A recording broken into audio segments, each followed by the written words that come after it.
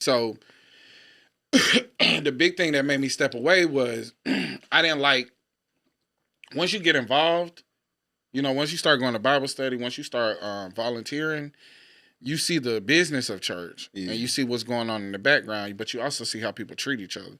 You also hear how people talk about each other. And I started seeing a lot of that. And I got up in front of the church one day when it was the call to the altar. And I was like, I just told them, I was like, we ain't doing this right. Oh, they had to get you up out of there. I was like, this is supposed to be about like church, like community, loving one another. Like this whole love thy neighbor, y'all hate y'all neighbors in here. And y'all treat each other poorly and y'all talk about each other.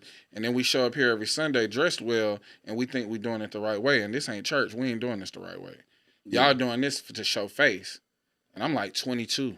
And they like, and when I remember, I knew I was cooked. Because one of the mothers of the church, she said, keep being bold, baby. But not here. I said, shit, let me get up out of here, man. Damn. Yeah, that's heavy. Yeah. And you say we're supposed to love our neighbor, but we hate our neighbor.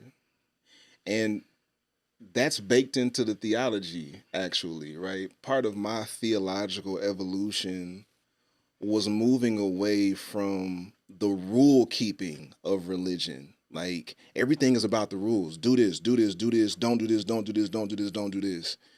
And I was like, this shit ain't making no sense at this point.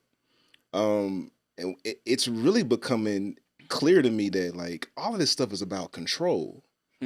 So I started to like really think, okay, a lot of this stuff that I believed, I don't believe it anymore, but I still recognize there's some power here. Like I still appreciate my black church experience. I still love the people there and I want better for all of us. But first, let me just deal with myself, right?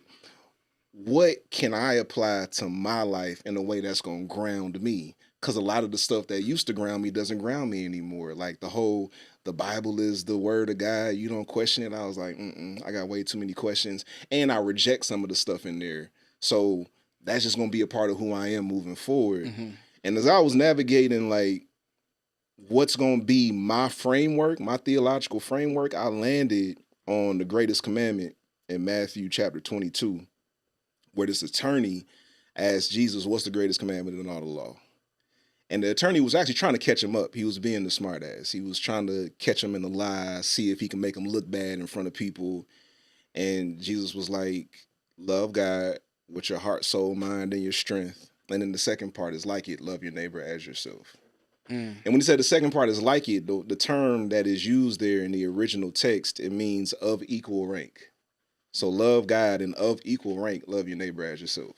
Whenever I say that to somebody in church, they's like, yeah, love God, love your neighbor. And I'll be like, you yeah, but the thing is that you missing is if you treating your neighbor poorly, then you treating God poorly. And on top of that, you're missing the as yourself part. That means you're treating yourself poorly. Yes. So God, Jesus said, love God and love your neighbor as yourself. We completely leave out self-love. Completely leave it out. That one clip that I posted on Sunday where I had the Mets hat on when I was saying we need to put our ideology second and put being black first. And I said, so I'm going to love you like I love myself. So if you don't love me, I'm going to assume you don't love yourself. Yes. And I don't want to be around nobody that don't love themselves in the first place. Because you statement. already laying in a bad bed. And I ain't trying to jump in that bed with you. But if you approach me with this common decency and respect, and somebody was like, well, isn't that ideology? I was like, maybe this is a moral compass. Maybe this is a standard practice. It don't have to be about ideology. This should be something that's fixed. Yeah. I see you. I respect you. My love for you is already there. You know what I mean? And it's up to you to remove that. It's just like trust. Like, you can get rid of trust. You know what I mean? Like, but it's up to you to erode my trust. That ain't up to me. But I should be there to extend it. And then I used to tell people all the time, like, I can't be hurt by people because God even commanded us not to trust man. So if I'm gonna take that seriously, then I'm not gonna be let down when you let me down. But by approaching me like with malice, by you approaching me with contempt, I can't rock with that because I wouldn't approach you like that. And that's a reflection of how you feel about yourself.